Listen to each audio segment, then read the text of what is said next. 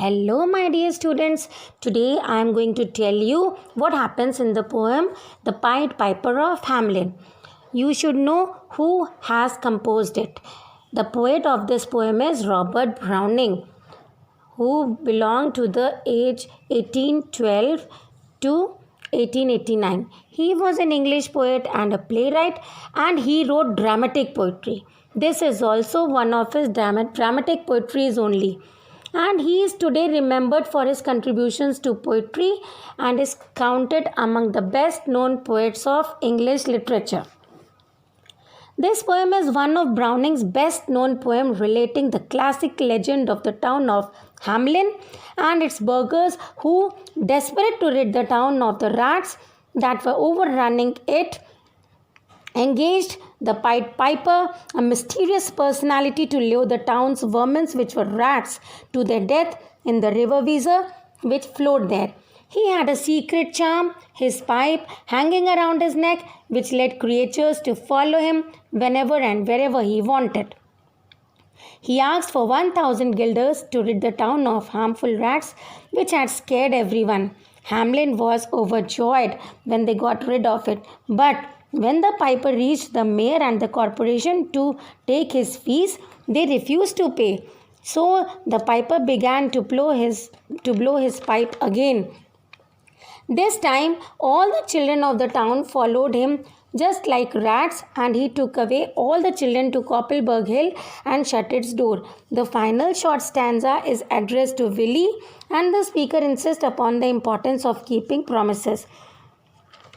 You should know that this is a tale of the Pied Piper of Hamelin, who lured 130 children away by playing his pipe. But few people realize that the story is based on real events which took place on the day of Saints John and Paul on 26 June 1284 in the town of Hamelin, Lower Saxony, Germany. Now, I would like to read the whole poem. You should enjoy the beauty of the poem. Hamelin towns in Brunswick, my famous Hanover city. The river Weser, deep and wide, washes its walls on the southern side.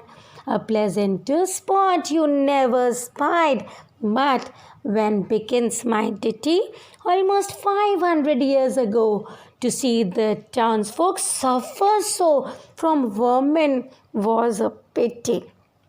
Rats, they fought the dogs and killed the cats and bit the babies in the cradles and ate the cheeses out of the vats and licked the soup from the cook's own ladles, split open the kegs of salted sprats, made nest inside men's Sunday hats, and even spoiled the women's chats by drowning their speaking with shrieking and squeaking in 50 different shops and flats. Into the street the piper stepped, smiling first a little smile, as if he knew what magic slept in his quiet pipe the while. Then, like a musical lander to blow the pipe, his lips he wrinkled and green and blue. His sharp eyes twinkled like a candle flame, where salt is sprinkled, and ere three shrill notes the pipe uttered, you heard as if an army muttered, and the muttering grew to a grumbling.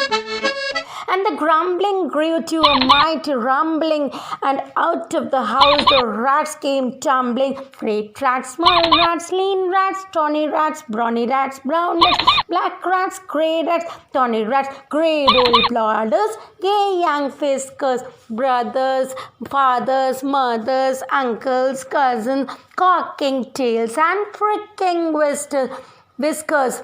Families by tens and dozens, brothers, sisters, husbands, wives, followed the piper for their lives. From street to street he piped advancing, and step for step they followed dancing, until they came to the river Weser, wherein all plunged and perished. Once more he stepped into the street, and to his lips again laid his long pipe of smooth straight cane, and ere he blew three notes, such sweet soft notes as yet musicians cunning never caved the enraptured air.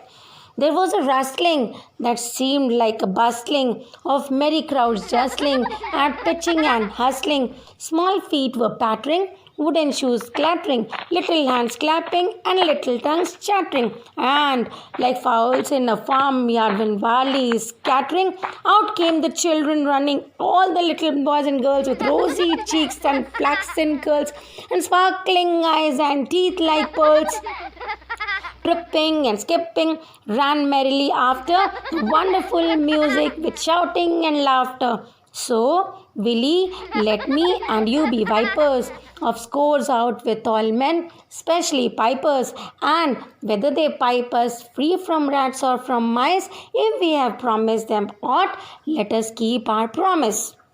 So we see that it is a poem, and in this poem there is a story of Hamelin town of Brunswick, and it is by the famous Hanover city, and the river Weser flows there. It is deep and wide. It washes its walls on the southern side, and it is such a pleasant spot that you can never spy a pleasanter spot than this. And this story is also a real story, and it is about the rats. Rats were so powerful that they fought the dogs and they killed the cats and they bit the babies in the cradles. They ate the cheeses out of the vats. They licked the soup from the cooks on ladles, and they split open the kegs of salted sprats. They made nest inside men's Sunday hats. They spoiled the women's chats. Whenever they were talking, they used to come and they interrupted their speaking. They used to shriek and they used to squeak in 50 different tones. One day the townsfolk flocked to the town hall and they appealed to the mayor to urgently look for some means to rid the town of rats. Suddenly a strange looking man, tall, thin, wearing a long red and yellow coat, appeared in the doorway. He told the mayor he could rid the entire town of rats for the price of 1,000 guilders. The mayor agreed gladly. And then the piper stepped into the street and he smiled. First of all, he smiled a little, and then he knew that magic is going to sweep away in the entire town. And he, like a musical expert, started blowing the pipe, and his lips wrinkled and his green and blue and sharp eyes twinkled.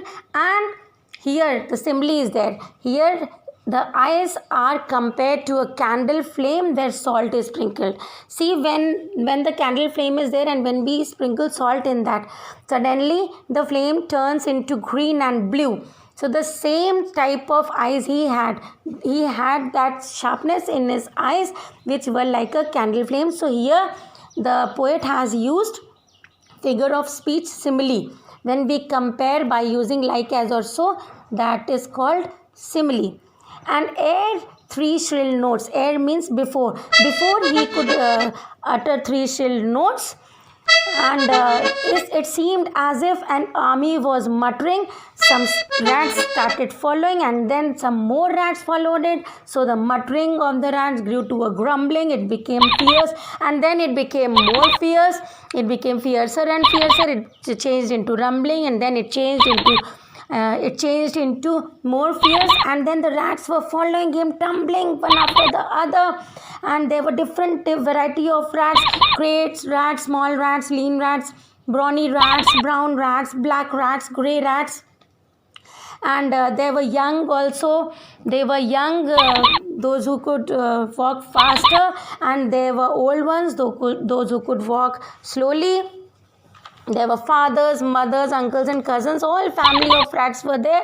They had cocking tails and they had whiskers, and they came in families of tens and dozens. All brothers, sisters, husbands and wives, they all were following the piper for their lives. And then they all were advancing in the street, and they were following the piper dancing.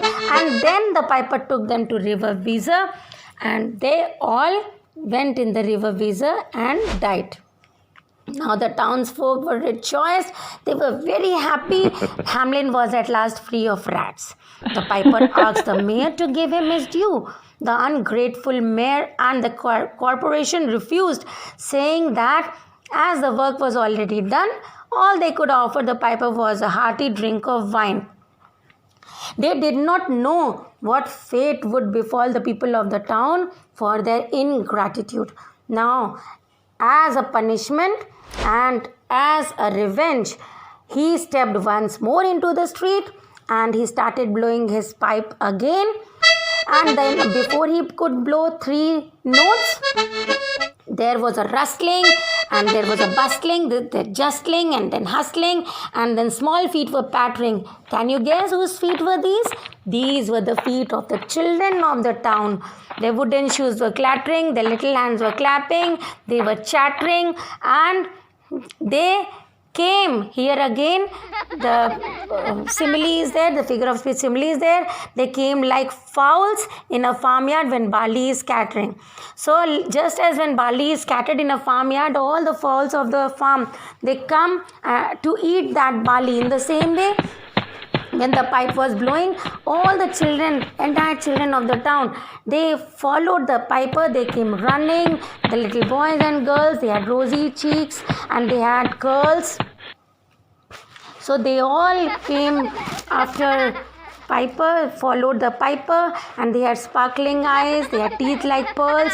Again there is a simile over here, and they were skipping and they were running merrily after the wonderful music, shouting and laughter.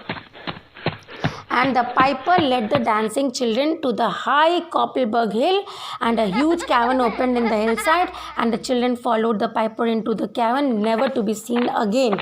Now in the last 4 lines, the poet addresses Willie, the child he has written the poem for, and he says that one should keep promises. If we have promised something to someone, so we should keep our promise, otherwise it leads to fatal consequences. Thank you for listening, my dear children. Keep listening, keep watching. I will make some more videos for you all. Thank you so much. If you have not subscribed my channel, subscribe it. Please like, comment, share and subscribe. Thank you so much. Bye bye. We'll come back again.